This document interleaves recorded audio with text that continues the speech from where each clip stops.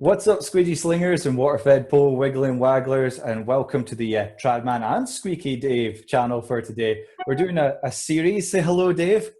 Hello, Dave. How are you doing? You keeping well? I'm good, thanks. Yeah, really well. Good stuff, good stuff.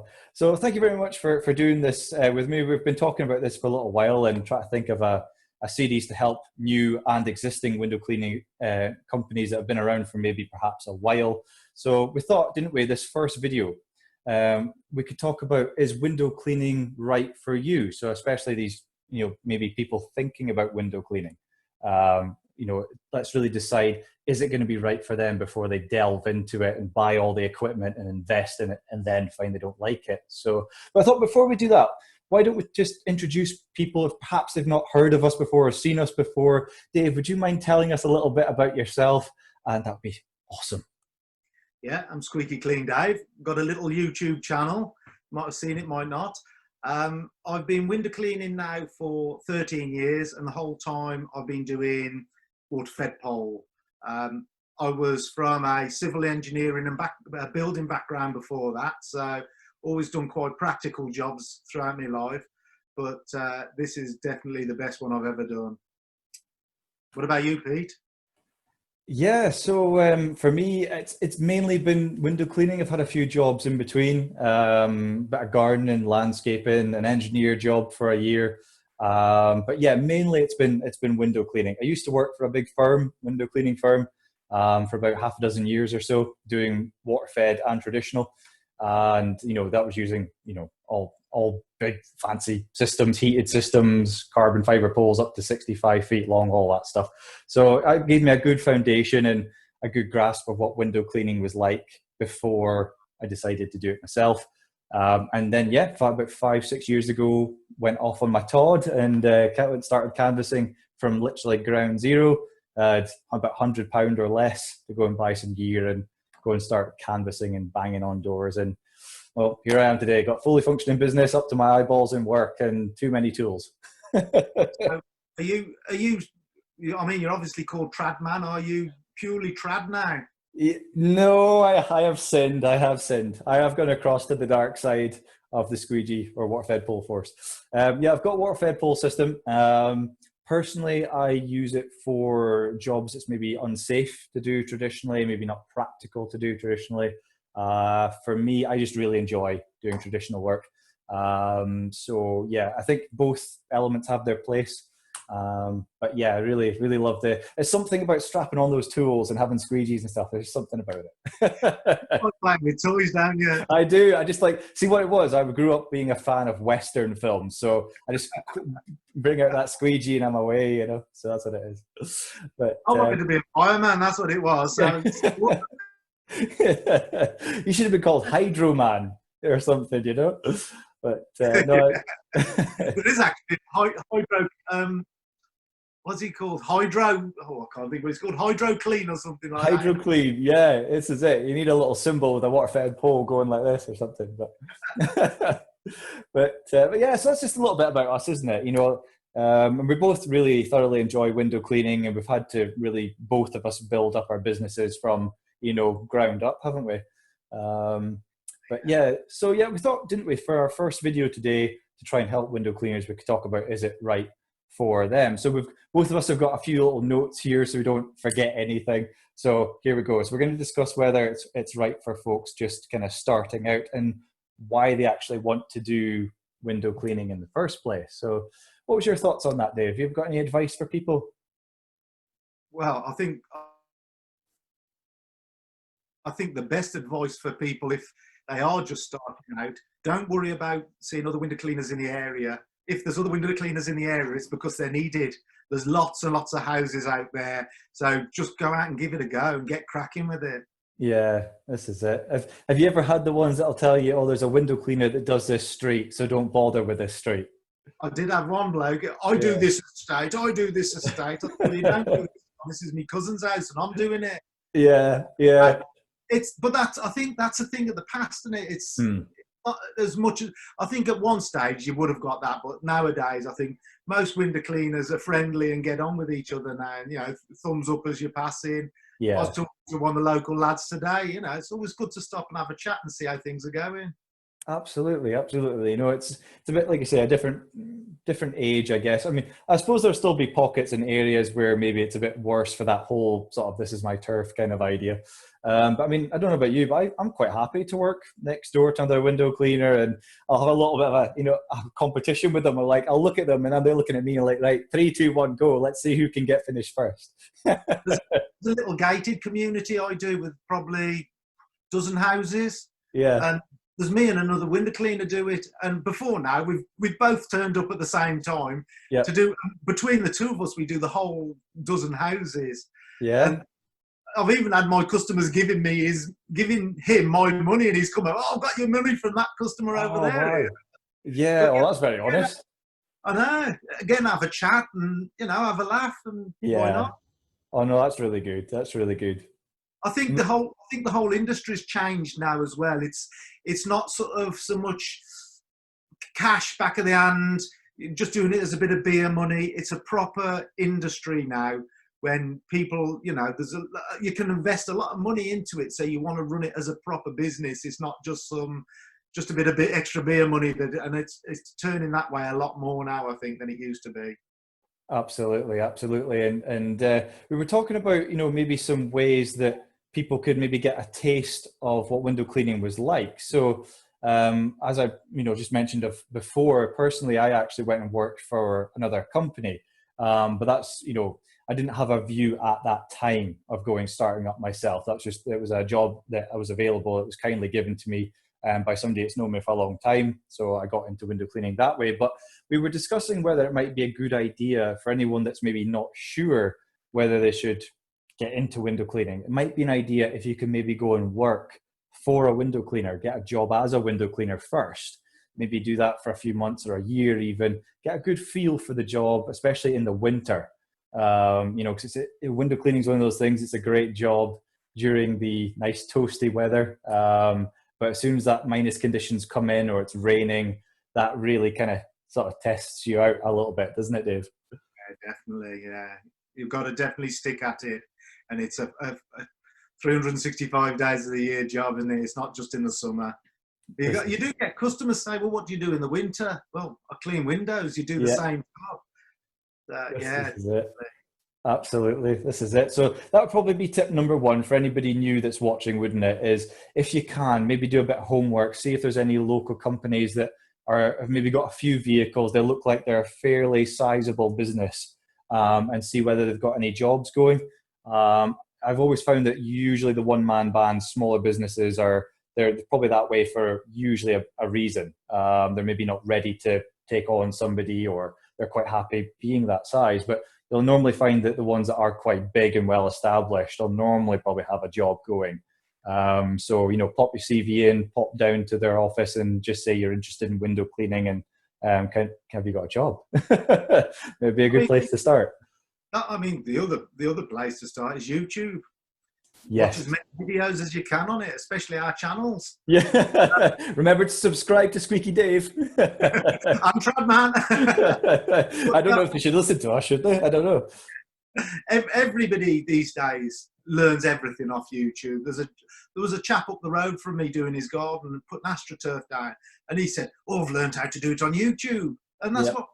So there is a lot of information out there on YouTube, to pick up if you can't get a job with somebody else. Absolutely, absolutely, yeah. YouTube's one of those places that you can just about learn anything and everything on. And even with window cleaning, if there's a certain aspect of window cleaning you're unsure of, just type that specific thing into YouTube and probably somebody's done a video on it. So, but I would personally say watch a few different people so you get a well-rounded picture of that topic. So, I mean, by all means, just watch Dave. I mean, you'll get a lot of information. You'll probably get everything you need to know, especially with water-fed pool. But it's also good to kind of, watch a wide array of people, isn't it? And get as much information as you can and pick and choose, things that you think would work well or not work well, and then just give it a go yourself, Yeah, and there's some really good channels out there. Yeah. It's definitely worth watching around different ones, because we all pick up different tips and do things slightly differently. So it's definitely worth watching as much as you can. Yeah, definitely. Absolutely, absolutely. So that would be sort of point number one. We were thinking also before they maybe take on window cleaning is consider pros and cons to window cleaning. Now, we were just having a bit of a chat about this, weren't we, Dave? Whether we should break it to them the bad news or the good news first. I reckon So give them the good news, then tear them back down. exactly. So any new window cleaners, brace yourself. We're going to give you the good news first of the pros to window cleaning, and then we'll smash your hopes with the cons. So, so Hopefully Dave, not too much. Dave, do you want to be the good cop and I'll be bad cop? Do you want to give them the pros? Well, should we do one each? Why not? Why not? Yeah. I'll start off then. So I think the first thing, and the thing that really appealed to me to start with, is the flexibility of the job. You can work 7 days a week, 15 hours a day if you want, or you can work 1 day a week, 2 hours in that day. It's totally up to you. You're your own boss. So do it to fit around your life. If you've got kids and you want to spend more time at home with the kids, then you can set your time so you're there when you go to work after they've gone to school and you're home before they get back. Whatever the reasons, you can be flexible. So I think that is definitely a pro. Absolutely, absolutely. And I've personally found that being a family man with young kids, it's brilliant because I can just kind of say, well, today looks like a bit of a rubbish day. I'll just spend a day with the kids, Whether I take a day off to spend with the wife. Oh, tough question. I hope she doesn't watch this. But so yeah, no, flexibility, cracking good pro to window cleaning. Probably one of the main ones people probably get into it. So will I be the bearer of bad news and say a con then would probably be the fact that you have to run the business. So if you're an employee, you can just turn up when it's your time to turn up, do your hours, collect your paycheck at the end of the week or the end of the month, and you don't really have to do much else. It's a bit more stress-free, shall we say. Whereas running your own business, you've obviously got to do your own tax returns and pay your own national insurance, make sure that's all sorted out properly. Your insurances, and if you're in Scotland or anywhere else, maybe does this as well, but licensing. So you've got to sort all that out and find out what's required. Whereas an employee, you don't have to do all that. So that's one of the downsides. You just got to be a bit more organized and find out what's required to run a proper legit business. Well, going on from that, there is a pro to that. You are your own boss. So the pro is you are your own boss. So again, with the flexibility, although there's a lot more to think about, you can do that whenever you want. If you want to work in the middle of the night when the kids have gone to bed, you can. So you're not tied down by sticking to sort of office hours or working hours. You have got a lot more responsibility, but you are your own boss, and there's nobody telling you, oh, you've got to go and do those windows over there. You pick and choose what windows you want to do, what sort of customers you want to do. So the way that is definitely an advantage, being your own boss as well. Indeed. So the next one was having motivation and drive. Now, it's kind of hard to say this is a con. I think it's a con for some people, maybe.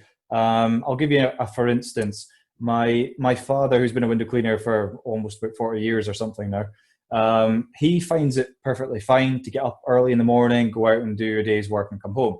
He worked with his brother, who just could not do the self-employed thing. He didn't have the sort of motivation and drive to get up and do a full day and commit himself to doing, right, I'll do 8 till 3 or 8 till 4 and work a proper day. He was sort of he preferred to be an employee because he knew he had to do that time to that time. Whereas if he's self-employed, it was too tempting to go, I'll sack off today, or I'll finish 3-4 hours early. And so it's a little bit of a con, I guess, in a way that you have to have self sort of drive and commitment to get out there and do it. Because if you don't, if you're the kind of person that really struggles with self-motivation, you're really going to struggle with window cleaning on your own, especially when it's bad weather. And before you've even got out your bed, you can hear the wind and the rain battering off of your windows, and you just think, not today. But you might have a lot of customers to go and do. So sometimes you have to go, you know what, I'm just going to have to go for it. So that might be something to consider. Yeah. The next pro, I'd say, is money. This is a big one, really, because it's not like I said, like the old days when it's earning a bit of beer money. It's a very good living. There's no two ways about it. If you work hard, you can earn good money. And I'm not, I'm talking money that people are doing degrees and loads of training with very little equipment and very little training. You can earn really good money at it. Yeah, absolutely. This is it. And that's why we both drive Lamborghinis. Yeah, Yeah. it's from the Bahamas. Yeah. Mine's from Toys R Us. It's about this thing. Oh, me. I always carry the backdrop when I go on holiday. I just need. Oh, brilliant. Right, so I suppose that we've kind of already touched on this anyway, but one of the other sort of cons to consider is actually the weather, which, like I say, we've kind of touched on. But if you're not the kind of person that really doesn't like the cold and getting wet, or just prefers to be inside and nice and warm, then potentially window cleaning isn't the job for you. I know, just as a for instance, my younger brother, he loves his office job. He always has. He likes the comforts of being in an office and going around with nice clothes and shiny shoes. The idea of being out in, torrential rain or wind or snow is, he's just like, no chance. So something to consider as well as a con is that you have to be out in pretty much all weathers if you want to run a successful business. Unless you live in a country that's always sunny, then lucky you. But that can also be a pro as well, is being outside. Some people are just made to be outside. I've spent all my working life working outside and I love it. Get out there, enjoy the weather. When it's sunny, you can't beat it. You get a great tan, and I mean, you've got to be careful with some, cancer and whatever these days, but you can't beat being outside. If you're feeling a bit down, get out and enjoy it. And then, like where I am, and I think where you are as well, we both cover quite rural areas. And some of the properties I go to, it's fantastic. You're in these beautiful properties, fantastic, amazing gardens that you'd normally see at the National Trust or something like that. They're out at work and you're enjoying their garden while you're cleaning the windows. It's absolutely awesome. Oh, brilliant. Yeah, that's very true. I do. I live somewhere where it's absolutely beautiful. I'm very fortunate where I live. Some beautiful countryside and mountain regions, so can't complain. But the other one was a con this time is actually getting customers. So if you're not coming from basically, a lot of money to then go and buy around and invest and basically buy a company from the start, you're going to have to literally start from ground zero, which is one of the things I did, which basically means you have to be sort of out there knocking on doors, using Facebook, whatever means you can maybe afford to do to try and get custom. So there's actually something I'd like you to chip in here, Dave, because you mentioned this point before, but about how, if you've already maybe got a job, it might be good to have customers potentially lined up. Do you want to talk a little bit more about that? Because you had really good points about that. I was working as a site-based civil engineer, running quite big projects for Severn Trent Water. I was actually building, some of the jobs I was doing was building giant reverse osmosis plants for drinking water. But it was a lot of stress, a lot of hassle, so I decided to give my job up. So when I handed in my notice in, I had to hand in a month's notice, and we started canvassing probably nearly a month before I was due to leave the job. So by the time I'd left work, I'd already got 50 customers. So straight away, I was able to get my van set up and then bang, get on with those customers. And I'd already got, quite a few customers set up before I'd even started. Yeah, that's really good. If you can, you're basically hitting the ground running then, aren't you?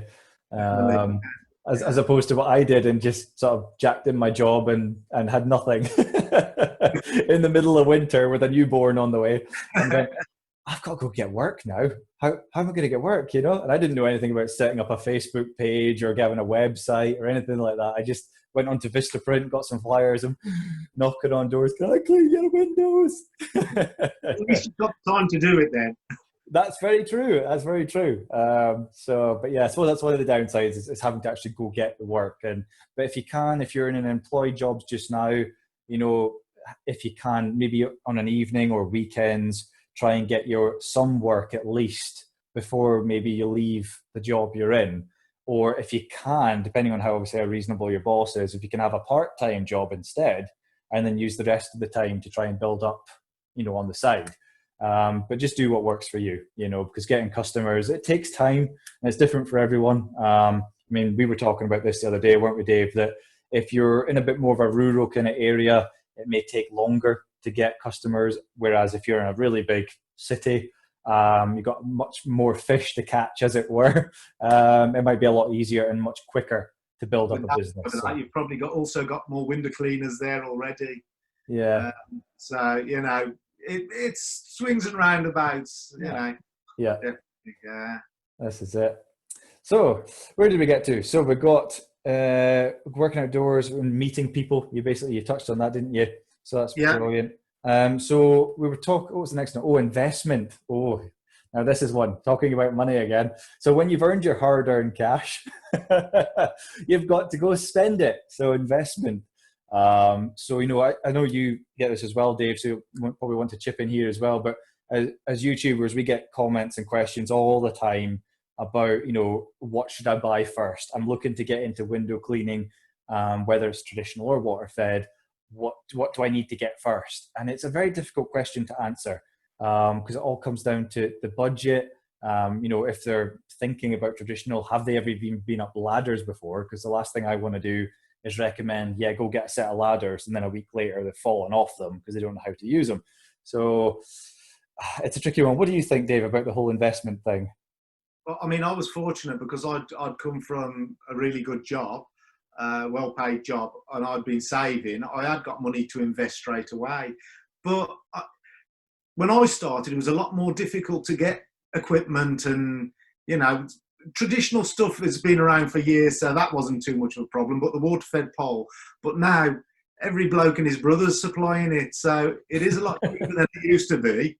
I mean, there's loads of suppliers, aren't there? And, like, I started off with a DIY system. I know yours is a factory-built system, isn't it? Yeah. But I started off with a DIY system, and I'm still using it. I'm still putting my system together. And because you do that, because you put it together, you understand how it works.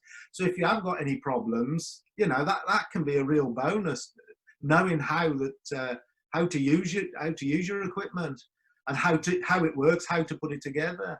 But I mean, you can start small. I don't want to go into equipment too much because I think we might have a chat about that another time, won't we? But Indeed. If anybody's got any questions about, especially water fed and how to fit it, anything about it, honestly, check out Squeaky Clean Dave's channel. Nice little plug for you here. There you go, Dave. But but honestly, because I've learned quite a lot from your channel. So if anybody wants to know anything about water fed, whether it's about DI, RO, how a system works, everything, univalves, you name it, it's on Dave's channel. So go check it out, subscribe. Keep an eye on his channel if you want to learn anything and everything water-fed poles. So honestly, check that out.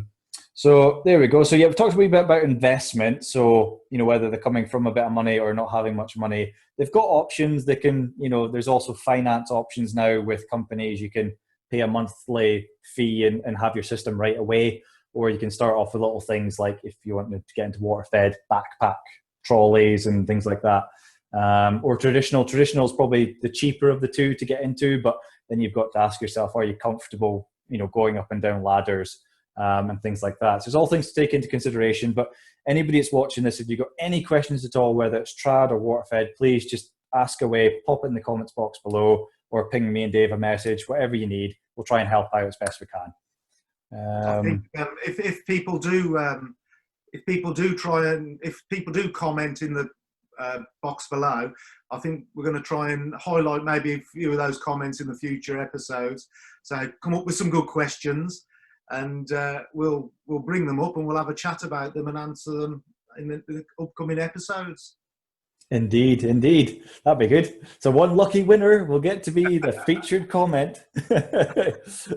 But so, Dave, I think we had one more. I think if my checklist is correct, one more pro to being that we could think of at the moment. Yeah, I think it's that you can drive your business where you want it to go.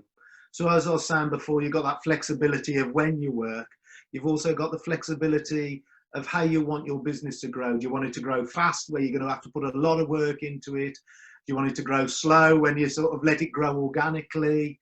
I mean, you still got to put work in. Do you want to do a certain type of customer? Do you want to just do rural? Do you want to do townhouses? Or if there's certain houses you don't like doing? Some people hate doing terraced houses because it's quite difficult access to them. Other people don't like doing one-off cleans or builders cleans. You can choose what you want to do. You're the boss. So you might just want to do gutter cleaning. You can do that if you want. You might want to do windows. You might not want to do insides. You might just want to do outsides. It's all totally up to you. You drive that business. Yeah, absolutely. It's sometimes likened to it's your child, it's your baby. You do what you want with it. Yeah.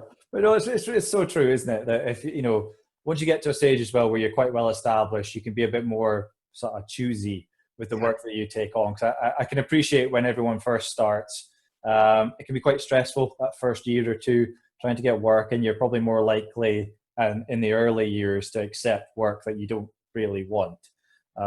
As opposed to where maybe perhaps you and me are, Dave, where there's some jobs that'll come up and we'll just go, nah, don't want that one. But sometimes I don't know about you, Dave, but I find I'm sometimes a little bit too nice, so jobs will come along and I really want to say no, and I'm going, yeah, I'll do that, and then I'll walk away and go, I don't want to do it anymore. But so don't do what I do. Be a bit more firm. But yeah, so we had again, that's what I was saying. That's your choice. You can be firmer if you want to. You are in charge of it. Indeed. We would always say be polite. Definitely. But so we had, as far as I can see, we've got two more cons. We added one more just before we came on to do this video, didn't we? That maybe Dave's feeling it a bit tonight, but we'll go on to that in a second. So the second last one is it's not really like a 9-to-5 kind of job, unless you completely turn off all sort of phones and computers and whatnot. But usually there's something you have to kind of do before you go out and when you come home from work, some kind of admin maybe, or if you haven't got automated payments or use GoCardless, you've maybe got to chase your money a little bit, maybe a few phone calls to make or whatever. So yeah, that would be, I would say, the second last con to being a window cleaner, is that it's maybe not quite a 9-to-5 job. You're going to have to be willing to, put in some time and effort, maybe before you start work and after, maybe even on a weekend occasionally. So just be prepared for that.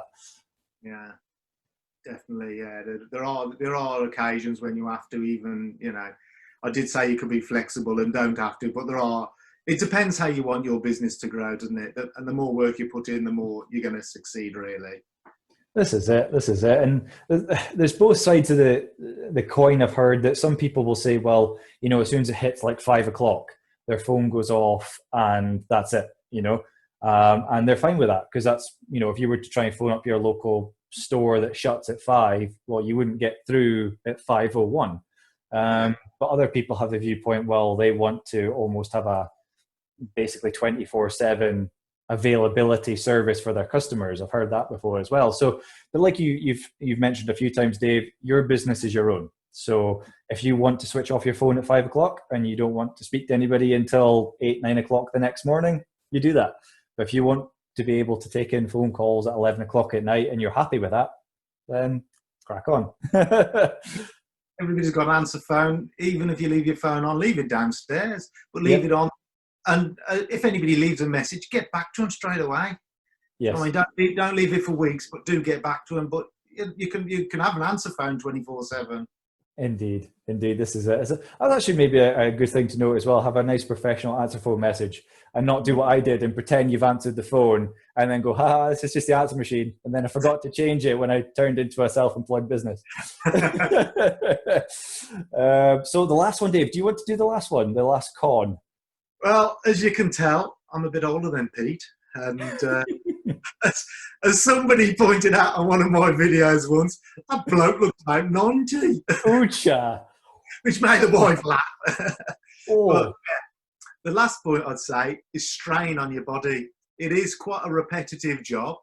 I think especially with the water-fed pole, I suppose when, with trad as well, if you're carrying ladders, but with water-fed pole, there is a lot of strain on your shoulders, and it does take a bit to get used to. And, up until the lockdown, I was regularly going having sports massage to sort my back and shoulders out, and it can wear on your body after a while. So if you've got an injury, if you've got a sports injury or, whatever else, just be careful because it does put a lot of strain on your body. that's a good tip actually there, Dave, is obviously if, you're a one-man band and your owner operator is to look after your body, because at the end of the day, if something gets absolutely knackered or, that's you stopped potentially earning. If you tear something up in your shoulder or you've really heavily damaged your wrists or whatever it may be, and if that, hinders your working day, you're not going to earn as much or completely stops you from working. That's not good. So if you can do, like you've suggested, maybe get going and getting sports massages or visiting, even a chiropractor if it's that bad, which I've had to do because I've had a spine injury before. But I think it's a really important point that people don't take on board is potential injuries. And that's both trad and water fed. It's just, I think with the water fed, I've personally found it's your neck, shoulders, and a little bit of the lower back as well. If you're, pulling that pole off of high windows quite a lot. With traditional, again, it's shoulders as well from carrying the ladders, your knees, a lot of time go. So it's, and wrists as well. A lot of people end up with wrist problem, what do you call it, tennis elbow. I heard as well. Yeah, this is it. But I mean, these things actually can be altered sometimes with changing your tools, as I'm sure if you want to maybe tell us a little bit about your new OVA pole and how that's potentially helped you. Well, I always had I always used a round pole, and recently switched to the over 8 pole, which is sort of ovalish. It's got 2 flat sides on it, and I was getting a lot of pain in my hands by the end of the day from gripping the pole tight. But since I've had the over 8 pole, the pain's gone out of my hands. It's completely changed the way I've been window cleaning. It's so much. I mean, it wasn't so bad that it was going to stop me at the moment, but I could have seen it in the future stopping me. I felt my hands being crippled by, another 5 years. But since I've been changed to the over 8, that's definitely helped. Yeah. So maybe that's a good point for any existing window cleaners, veteran window cleaners that are watching this video. Really good point there from Dave that, if you're suffering from, whether it's shoulders or wrists or whatever it may be, maybe think about changing your tool. There might be, do a bit of homework on all the different tools that are out there, potentially lighter ones, or as Dave's talked about, totally different style and shape that might actually really alleviate pain. I found that using lighter squeegees has really helped with my wrists. When I used to use heavier trad tools, then my wrists would get pretty sore at the end of the day. Whereas these newer tools are a lot lighter and there's no pain at all. So, it just goes to show that, you might even have existing injuries, but think about maybe potentially changing tools. It might help you. Also, the position you use your tool in, it might just be something as simple as the grip you use on your squeegee, whether you use it overhand with your thumb on it or whether you use it with your finger on it. Just something as simple as that can make a massive difference. The position you hold your pole in, the position you stand in, how you stand with your body, all makes massive differences. Absolutely, absolutely. So that would be, if a final tip for everybody is just to look into different tool types, look into your technique, how you're standing. If you're doing with water fed pole, personally, one thing I found is that I always used to do water fed pole from the same side of the body, and eventually that actually twisted my hips, and I had to get a chiropractor to sort it. So if you can, swap over sides when you're using poles, and same with even carrying ladders. Sometimes you get into a habit of, I can only carry the ladder on this shoulder. If you try and train yourself to carry it on both sides and take the strain and the wear, you'll last longer. So there we go, Dave. I think that will hopefully help folks out for our video number 1. So that topic of, is window cleaning right for you? hopefully these points we've discussed today will be of some use to you. And like we say, if you've got any questions at all, whether it's waterfed pole, trad, starting and running a business, whatever it may be, feel free to obviously pop a comment in the box below. Or we've actually got email addresses as well. So mine's mrtradman@hotmail.com. And Dave, what's your one?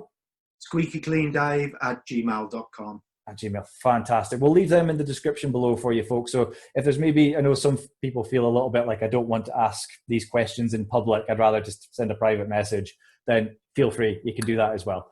So thank you ever so much for watching, and thank you, Dave, for joining me on this first installment of our series of trying to help out our sort of newer window cleaners and existing window cleaners. So thank you very much, Dave. My pleasure. Thank you. Take care, be good, and bye for now. Bye for now.